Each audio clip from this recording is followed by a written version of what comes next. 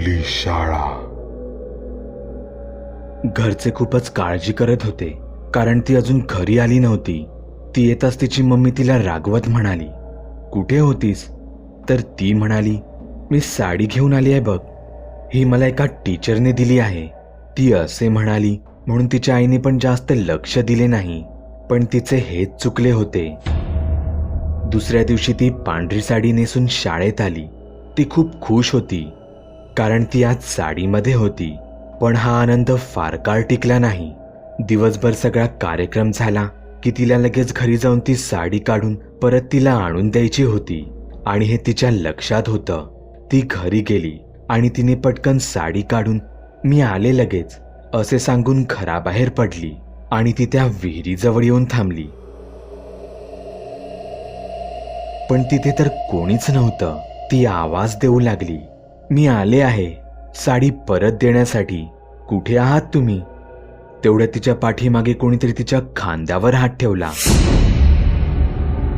आणि तिने घाबरून पाठीमागे पाहिलं तर ती बाई तिच्या पाठीमागे येऊन थांबली होती.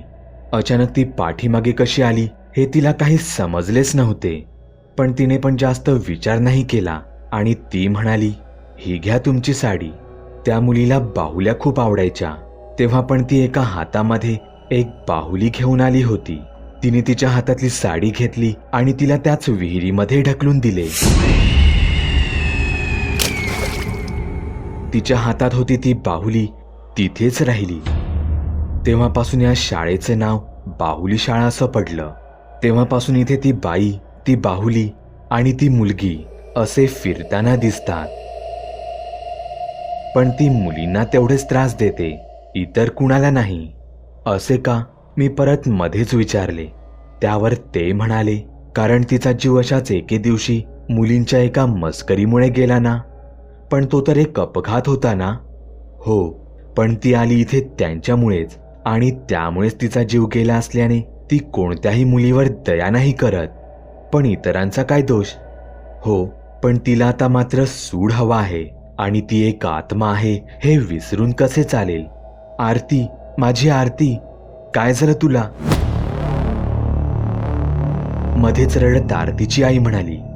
तेवढ्यात तो माणूस म्हणाला, रडू नका, इथे जवळच एक पीर बाबा राहतात, मी त्यांना लगेच जाऊन घेऊन येतो. तोवर हिला बांधून ठेवा, नाहीतर ती परत विहिरीकडे जाईल. आम्ही हो हो म्हणत तिला उचलू लागलो. आरती बेशुद्ध पडली होती. आम्ही तिला एका खुर्चीमध्ये बसवलं आणि तिला एका दोरीने बांधून घेतलं. तो माणूस त्या पीर बाबाला बोलवायला निघून गेला. थोड्या वेळाने तो तिथे आला. त्याच्याबरोबर ते पीर बाबा पण होते. लांब दाढी, पांढरी झालेली, हातात एक लोटकं आणि थोडे जाड असे दिसायला ते होते. ते आले आणि त्यांनी त्यांच्या लोटक्यातले दुवा फुकलेले पाणी आरतीच्या अंगावर टाकले. तशी ती विजेचा झटका लागावा तसं ओरडू लागली आणि दुहेरी आवाजात काहीतरी पुटपुटू लागली. माझ्या वाटेत येऊ नको तू, तुझा काय संबंध? निघून जा, निघून जा, नाहीतर तुझं काही खरं नाही, असं ती म्हणू लागली. तसे ते बाबा बोलले, ह्या मुलीच्या शरीरातून निघून जा आधी, नाहीतर तुझं पण काही खरं नाही, असे ते बाबा म्हणू लागले. आणि त्यांनी परत त्या लोटक्यातले पाणी तिच्या अंगावर टाकले. तशी ती परत फणफणू लागली, जोरजोरात फुंकू लागली. नाही, नाही जाणार मी, हिला घेऊनच जाणार आहे माझ्या बरोबर, कुणाला सुद्धा नाही सोडणार, मी हिला पण घेऊन जाणार, असं बोलून ती हसू लागली. हिने काय केलं आहे तुझं? माझा जीव गेला याच मुलींमुळे, मी दया करू ती पण ह्यांच्यावर? अजिबात नाही, ते बाबा म्हणाले.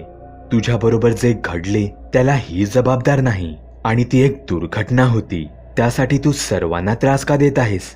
मला मुक्ती हवी आहे, आणि ती ह्या मुलींचा बळी घेतल्याशिवाय मला नाही मिळणार. तू अशी नाही ऐकत ना, थांब जरा, असे म्हणत त्यांनी मंत्र म्हणत कसला तरी भस्म तिच्यावर फेकला.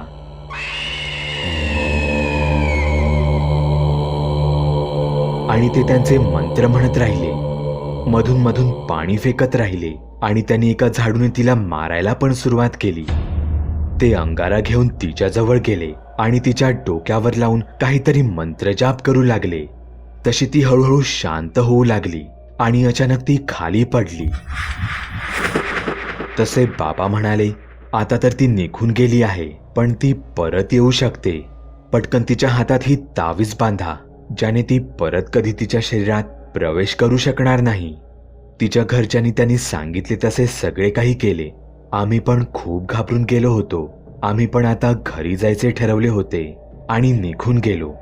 परत आम्ही कधीच बाहुली शाळाकडे नाही गेलो आणि त्याबद्दल जे आम्हाला समजले होते ते खूपच भयानक होते. आमच्या समजण्याच्या पलीकडचे होते हे सगळे.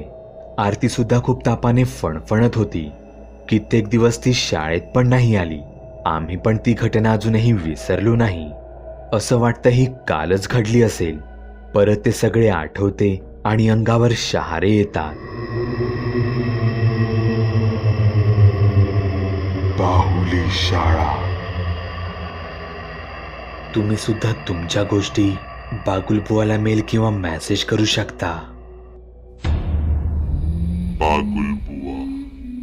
चॅनल सबस्क्राईब करण्यासाठी इथे क्लिक करा, जेणेकरून तुम्हाला भूतांचे प्रकार, गोष्टी, सिनेमे यांबद्दलचे नियमित अपडेट मिळत राहतील. इतर व्हिडिओ पाहण्यासाठी इथे क्लिक करा. व्हिडिओ लाईक, कमेंट आणि शेअर करायला विसरू नका. धन्यवाद.